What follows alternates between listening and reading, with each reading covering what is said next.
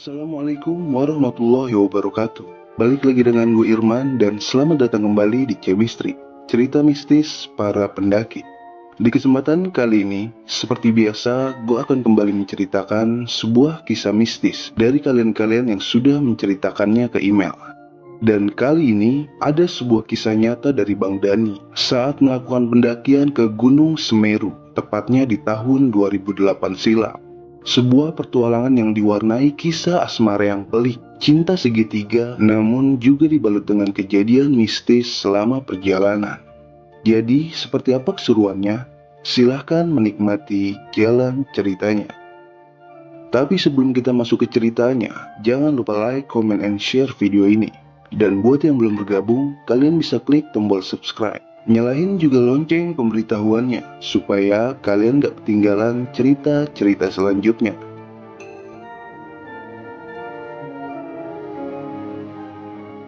Dani bersama keempat temannya, kita sebut saja namanya Mail, Jarjit, Susanti, dan Meme. Mereka semua sewaktu itu masih duduk di bangku kelas 3 SMA. Singkatnya, sewaktu liburan sekolah, mereka merencanakan untuk melakukan pendakian ke Gunung Semeru yang jaraknya tidak terlalu jauh dari kota mereka. Cukup menempuh kurang lebih 3 jam perjalanan. Setelah persiapan yang cukup matang, mereka pun berkumpul di rumah Mail yang kebetulan lokasinya sangat dekat ke sebuah terminal di kota mereka. Mail, Dani, Jarjit, dan Meme sudah berkumpul di rumah Mail, sedangkan Susanti belum juga nampak tanda-tanda kehadirannya. Padahal mereka sudah sepakat untuk berkumpul di waktu yang telah mereka tentukan, yaitu pukul 8 pagi. Santi lama banget ya. Iya nih, coba lu telepon Dan. Gak diangkat dari tadi. Namun beberapa menit kemudian, akhirnya Susanti pun muncul dengan wajah yang sangat tergesa-gesa. Sorry gue telat. Tadi habis jagain warung sebentar. Nyokap gue ke pasar soalnya. Ah, kebiasaan lu mah ngaret. Udah gak apa-apa Il, dia juga kan bantu orang tuanya. Dani mencoba membela Santi, karena memang dari setahun yang lalu Dani sudah menyukai Susanti. Namun cintanya hanya dalam hati. Sampai saat ini ia masih tak berani untuk mengungkapkan perasaannya. Ya udah yuk, kita langsung ke terminal aja. Mereka pun segera bergegas menuju terminal di kotanya. Dan sesampainya di sana, mereka langsung mengambil bus tujuan Malang. Di dalam bus, Dani sebangku dengan Mail. Lantas ia pun berbisik kepada Mail kalau ia mempunyai rencana untuk mengungkapkan perasaannya ke Santi yang sudah lama ia pendam. Ia pun meminta kepada Mail untuk membantunya dalam menyiapkan proses penembakan, yaitu di sebuah danau yang sangat indah yang ada di Semeru, Ranu Kumbolo. Sebuah tempat yang sangat romantis dan momen yang tak akan bisa terlupakan jika ia sampai berhasil mengungkapkan perasaannya ke Santi. Terlebih jika nantinya Santi menerima perasaannya, pasti akan terasa begitu menyenangkan. Bus pun melaju cepat meninggalkan kota mereka. Setelah 2 jam menikmati perjalanan, mereka pun tiba di kota Malang sekitar pukul 11 siang. Di sana, mereka langsung menyambung angkutan untuk menuju ke sebuah kecamatan yang bernama Tumpang. Sesampainya di Tumpang, Mail segera menelpon jasa sebuah jeep yang sudah ia booking jauh-jauh hari untuk mengantarkan mereka ke desa terakhir di kaki Gunung Semeru, yaitu Desa Ranupane. Setelah 15 menit menunggu, jemputan pun datang. Mereka segera menaiki jeep tersebut dan segera meluncur ke Desa Ranupane. Memasuki Taman Nasional Bromo Tengger Semeru dengan disuguhkan pemandangan yang sangat indah. Cuaca kala itu sangat cerah karena mereka sedang berada di pertengahan musim panas. Sangat cocok sekali untuk melakukan pendakian. Sesekali di dalam perjalanan, Dani memperhatikan Santi yang kala itu terlihat begitu cantik. Seorang gadis dengan memakai kerudung dengan senyuman yang manis. Siapa yang tak jatuh hati dibuatnya? terlebih untuk seorang Dani yang memang sudah mengaguminya sedari dulu. Singkat cerita, mereka tiba di desa Ranupane sekitar pukul 12:30 siang. Sebelumnya, di perjalanan mereka sempat mampir ke sebuah klinik untuk tes kesehatan, karena salah satu syarat untuk mendaki Gunung Semeru yaitu adanya surat sehat. Setibanya di sana, mereka segera beristirahat dan memutuskan untuk makan siang dan juga sholat. Setelah itu, sekitar pukul 2 siang, mereka langsung melakukan registrasi pendakian dan masuk dalam briefing terakhir hari itu. Mereka di-briefing oleh pihak TN BTS bersama-sama dengan kelompok pendaki lain. Saat itu, hanya ada beberapa kelompok saja yang hendak naik ke Gunung Semeru. Bisa dikatakan cukup terbilang sepi. Dan setelah semuanya beres, Mail selaku leader dalam tim saat itu mengajak yang lainnya untuk doa bersama terlebih dahulu guna memohon keselamatan selama pendakian. Sebelum kita mulai, alangkah baiknya kita berdoa meminta perlindungan Allah Subhanahu wa Ta'ala demi keselamatan kita semua. Dan nanti posisi berjalan akan gue tentukan. Gue berjalan paling depan membuka jalur. Selanjutnya Meme diikuti Jarjit, lalu Santi dan Dani di posisi paling belakang sebagai sweeper. Baik, mengerti semua? Berdoa dimulai. Selepas memanjatkan doa, mereka pun mulai melangkah. Tepat pukul 3 sore, mereka meninggalkan Ranupane dan perlahan berjalan memasuki area hutan. Dani nampak begitu senang karena posisi di depannya persis, yaitu Susanti, yang seakan-akan ialah yang menjaganya selama pendakian. Santi dan Meme memang terbilang baru di dunia pendakian. Mereka baru kedua kalinya mendaki gunung, yaitu yang pertama ke Gunung Penanggungan dan yang kedua langsung dihajar ke Semeru. Sesekali Santi nampak begitu kelelahan, padahal baru setengah jam berjalan. Tapi Dani terus-menerus melancarkan serangannya dengan jurus-jurus perhatian yang ia berikan kepada Santi, seperti memberikan minum, menawarkan istirahat sejenak, bahkan menawarkan untuk membawakan keril Santi. Ya, namanya juga lagi bucin, jangankan keril, gunung juga bisa dipanggul. Tapi saat itu, Santi hanya tersenyum kepada Dani sambil beralasan ia tidak mau merepotkan Dani. Setelah 1 jam berjalan, mereka pun tiba di pos 1. Mail mengajak yang lainnya untuk sejenak beristirahat, sekedar mengatur pernapasan dan juga minum-minum. San, lu keberatan gak? Sini carry lu gue yang bawain aja. Gak usah Dan, makasih ya, gue masih kuat kok. Nih Dan, bawain ransel gue aja.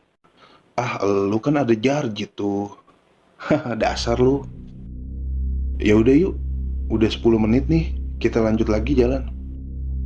Target mereka hari itu adalah camp di Ranu Kumbolo. Masih ada beberapa pos lagi yang harus mereka lewati. Semangat. Dengan semangat, mereka pun kembali berjalan, melewati pos demi pos. Singkatnya, sebelum benar-benar sampai di pos 4, mereka bertemu maghrib. Mail pun menginstruksikan yang lainnya untuk beristirahat sejenak di jalur. Saat itu nampak terlihat Santi yang begitu kelelahan. Kan udah gue bilang, sini gue bawain aja kerilnya. Ya udah nih, tolong ya Dan. Iya santai aja, gue kuat kok. Dengan begitu semangat, akhirnya Dani berhasil menunjukkan kejantanannya di depan Santi, yaitu dengan membawa 2 keril sekaligus. Setelah waktu maghrib berlalu, Mail kembali mengajak mereka berjalan. Posisi masih sama, Dani berada di barisan paling belakang. Sampai mereka tiba di pos 4, dan setelah ini 1 pos lagi mereka akan tiba di Ranu Kumbolo. Tanpa beristirahat, Mail mengajak yang lainnya untuk terus berjalan. Tapi keanehan mulai terjadi. Dani yang masih begitu semangat dengan menggendong 2 keril sekaligus, tiba-tiba mulai merasakan hal aneh. Tiba-tiba saja beban di punggung Dani terasa begitu berat. Padahal sebelumnya berat memang berat, tapi kali ini seperti ia sedang menggendong 3 keril. Langkahnya semakin tertatih seiring berjalannya waktu, sampai Santi yang berada di depannya pun mulai terlihat menjauh meninggalkan Dani. Dani sempat berteriak kepada Santi untuk menyeimbangkan langkahnya. Namun seolah cuek, Santi terus berjalan mengikuti langkah Jarjit yang berada di depannya. Sampai perlahan Dani mulai kehilangan Santi dalam pandangannya. Karena sudah pernah ke Semeru sebelumnya, ia pun masih bersikap santai. Dani memperhitungkan kalau dari jarak yang ia sedang pijakan saat ini untuk sampai ke Ranukumbolo paling tidak tinggal 15 menit.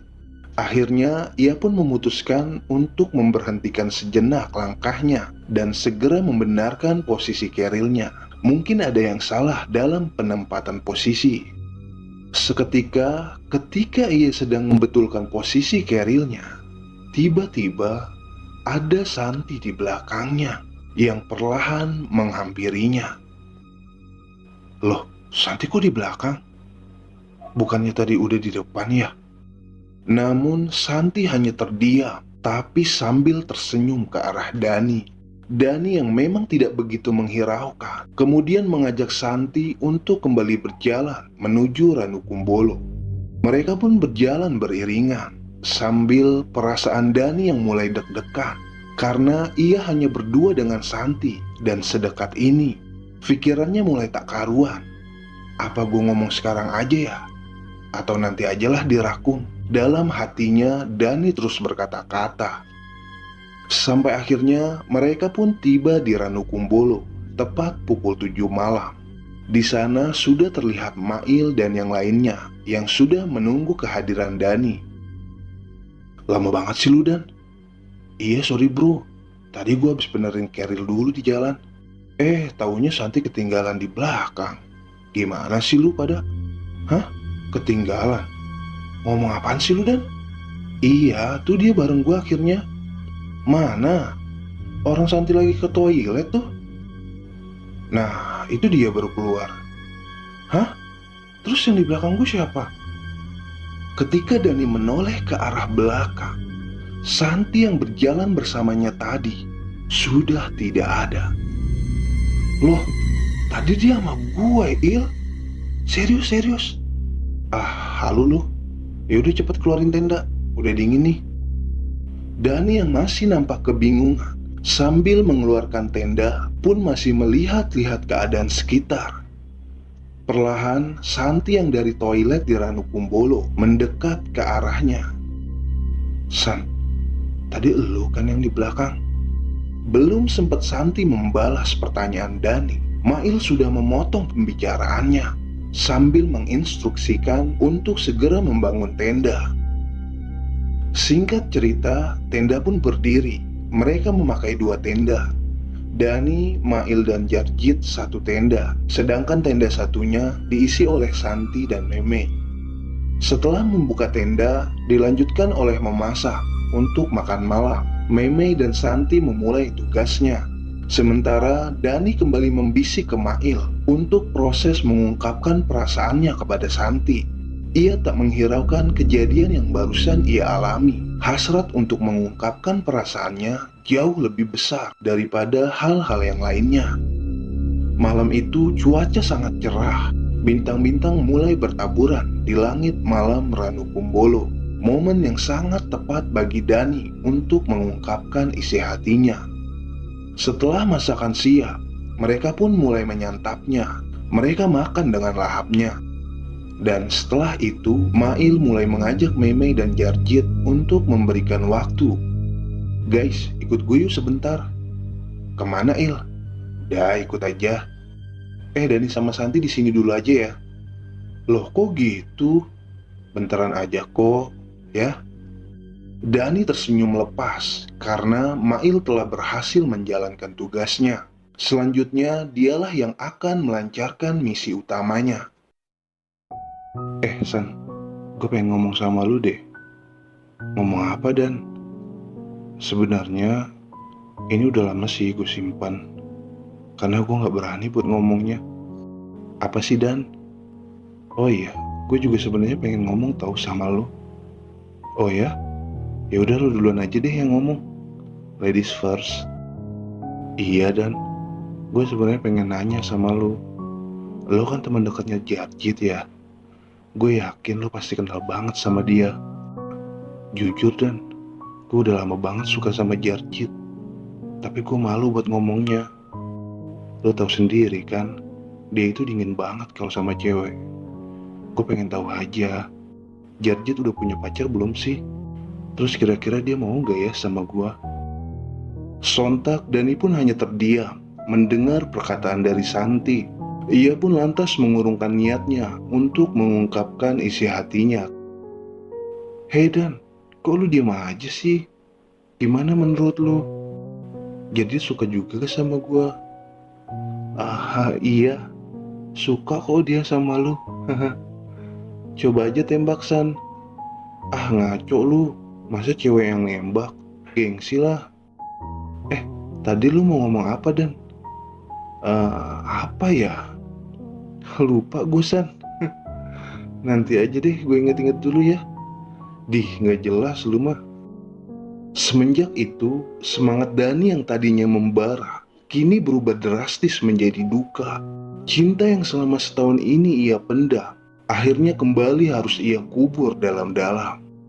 Kemudian, Dani pun segera masuk ke dalam tendanya dengan perasaan yang sangat kecewa. Tak berselang lama, Mail, Jarjit, dan Meme akhirnya kembali. Dani mana San? Udah masuk ke dalam tenda. Katanya mendadak gak enak badan dia. Mau langsung istirahat aja katanya. Lantas Mail dan Jarjit pun segera menyusul Dani masuk ke dalam tenda. Di dalam tenda, Dani sudah mengeluarkan sleeping bag-nya dan terlihat sudah memejamkan mata. Dan, lu katanya sakit ya?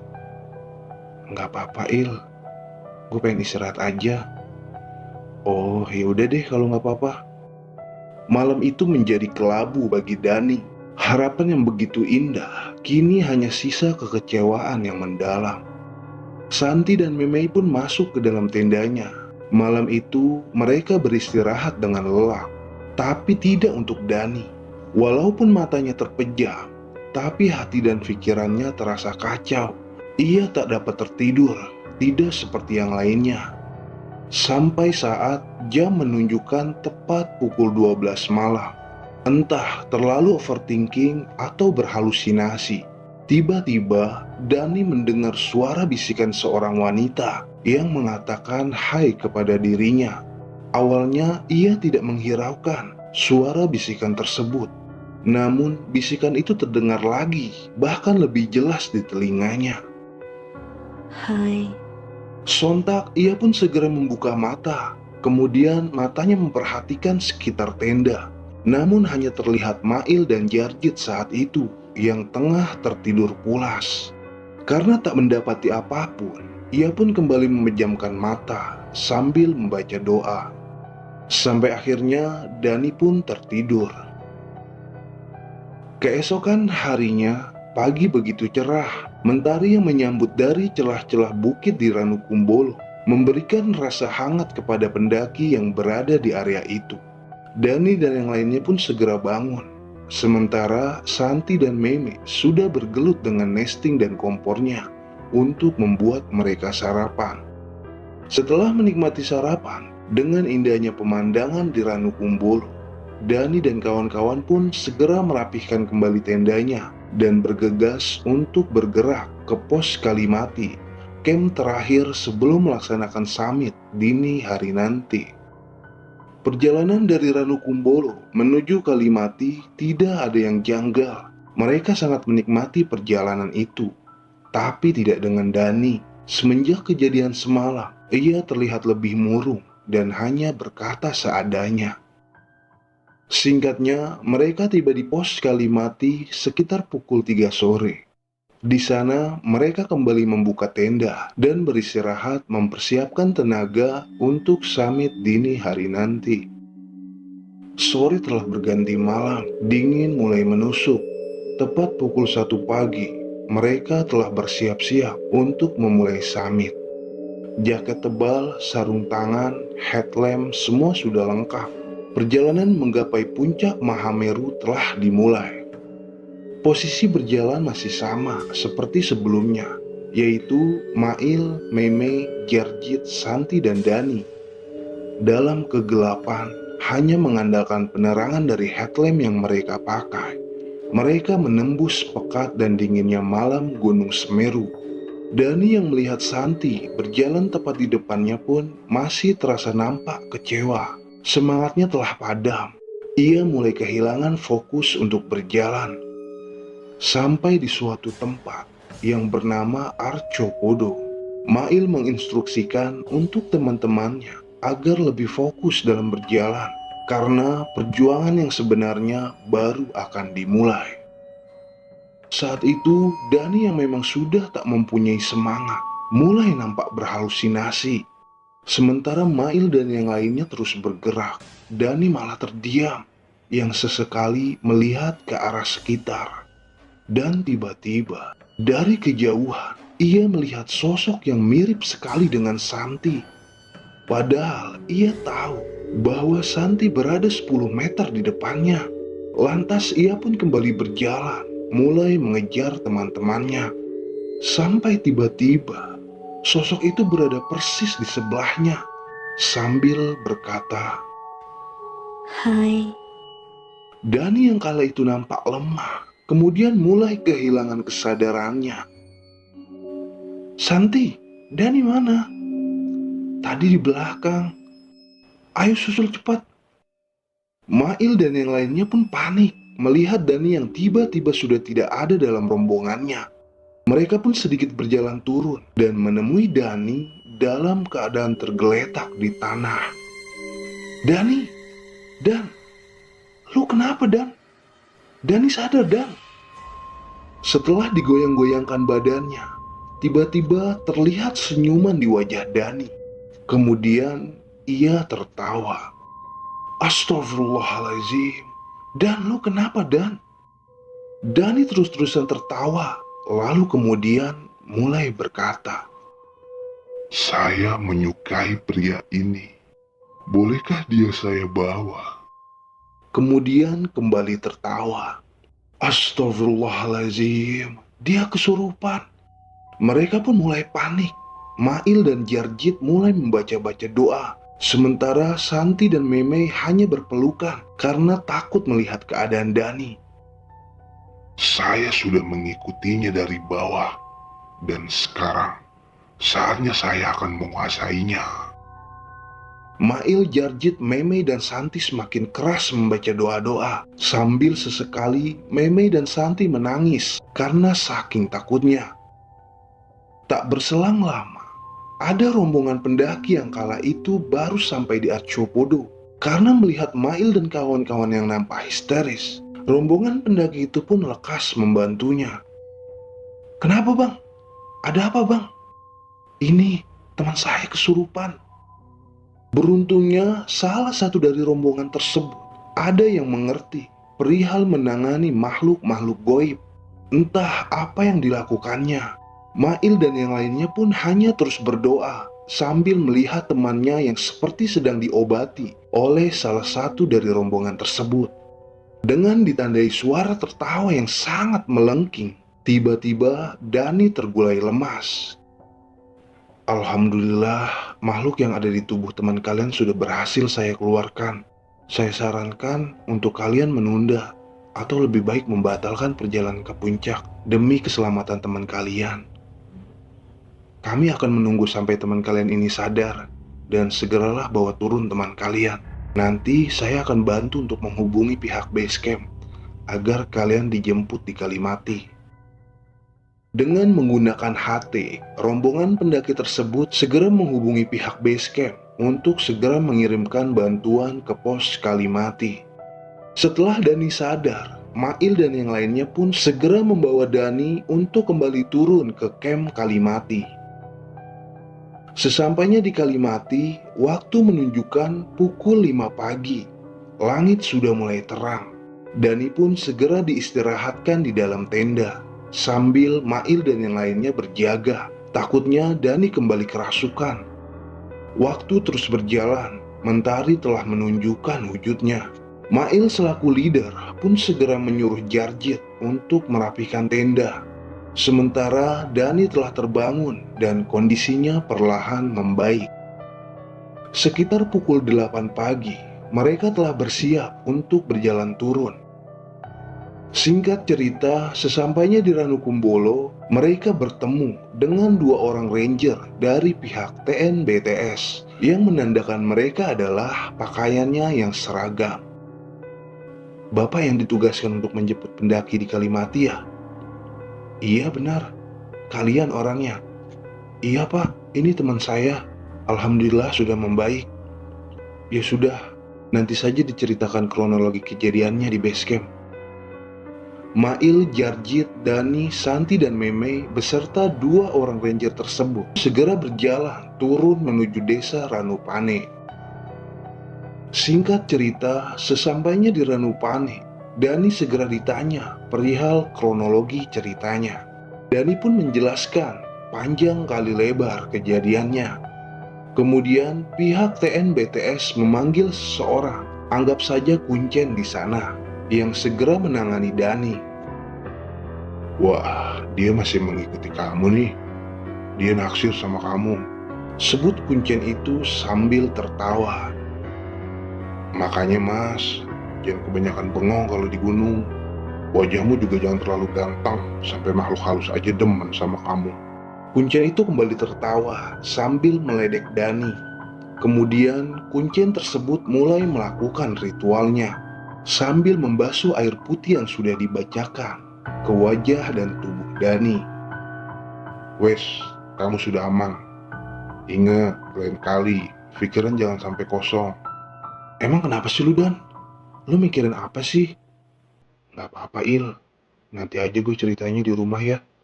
Dan setelah itu mereka beristirahat di base camp dan memesan makan sambil tertawa meledeki Dani yang ditaksir oleh makhluk halus. Sorry ya, gara-gara gua kita gak sampai ke puncak.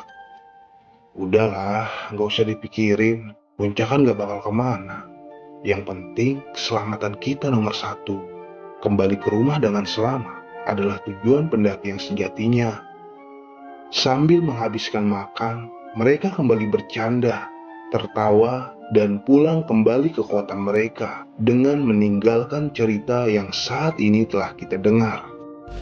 Dan sampai sekarang, cinta Dani ke Santi masih tertanam, terkubur dan bersemayam di dalam hati.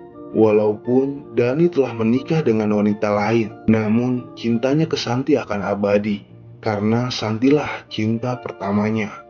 Begitu juga dengan Santi, ia tidak juga mengungkapkan perasaannya ke Jarjit dan memilih menikah dengan seorang pria yang sangat mencintainya.